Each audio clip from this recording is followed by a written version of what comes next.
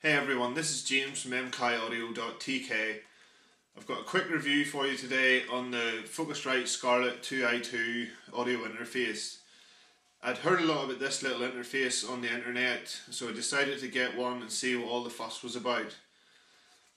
Basically, this is a 2-channel audio interface with the 2 mic pre's. It's a 2 in and 2 out. There are 2 line outputs on the back, usually connected to your studio monitors. It's quite a basic little interface, and this is probably what drew me to it. I do not need anything overly complicated in my studio. I overdub most things, so 2 channels is more than enough inputs for me. Basically, if we do a quick run through of the features on the interface, like I said, there's 2 award-winning Focusrite preamps.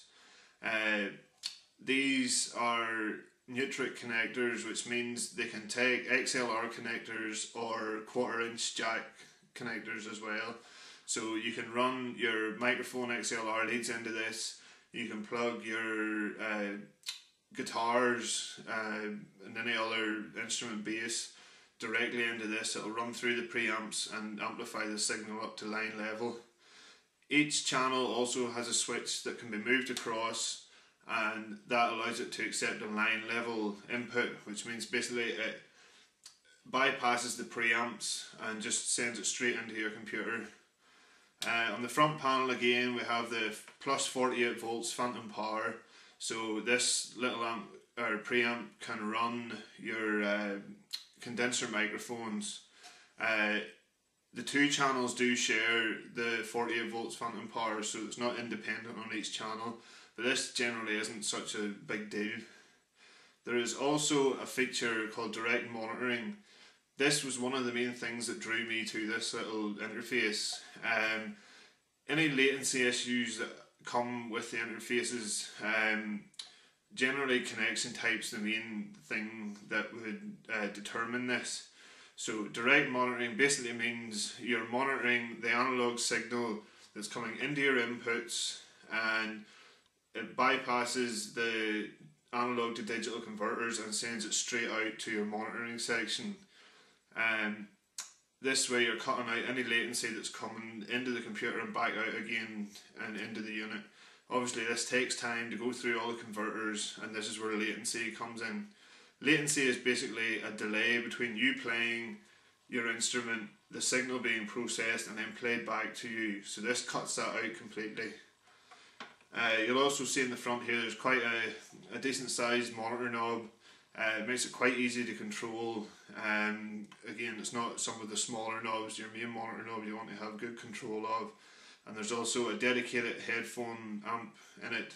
So your headphones plug in the front here and you can determine the signal with them.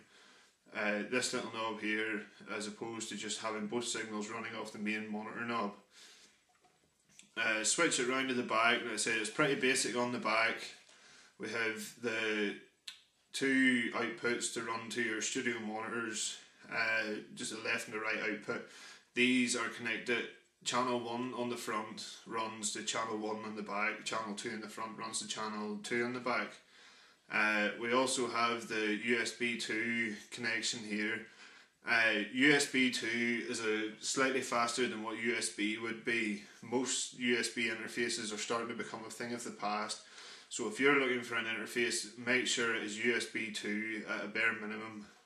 And there is also space here for your Kensington log. If you're out doing any mobile recording and you want to make sure your equipment's safe, you'd be using the Kensington log and attaching it to something so that somebody can't take it away. So I haven't had this little preamp for long, so I wanted to make up a few samples of recording guitars or recording vocals through it. So I decided I would do a quick sample and put it up onto YouTube just to let everybody hear what this little interface can do. So have a listen to those samples. Again, these are 2 award-winning preamps. Playing about with it so far, they seem to have quite good clean gain. You can generally get it to 75 or 80%, and there's no noise coming in. Anything above that, then there is a slight noise coming in, but this is quite normal for the cheaper end of audio interfaces. I paid $119.99 for this little interface, and that was from gearformusic.com. I have to say I was quite impressed with their service. I ordered it on a Wednesday afternoon and it arrived with me on Thursday morning, and it was free shipping as well, so again it was quite a good service. So go ahead, have a listen to the samples I have recorded, leave your comments down below the video here on YouTube. If you're listening on the blog, you can also comment down below. Check us out on Facebook and Twitter, and obviously the blog. Our podcast's going now as well, so you can check it out. Everything's on the blog that you need to know. Again, this is James from mkaudio.tk.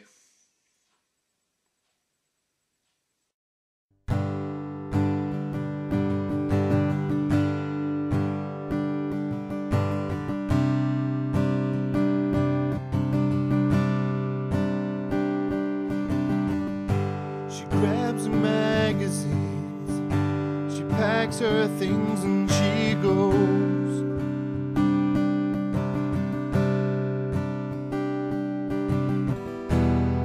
She leaves her pictures hanging on the wall. She burns all her notes, and she knows she's been here too few years feel this old.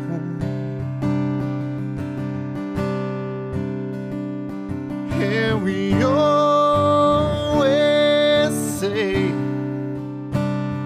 well, it would be good to go away someday. Yeah, but if there's nothing there to make things change, if it's the same for you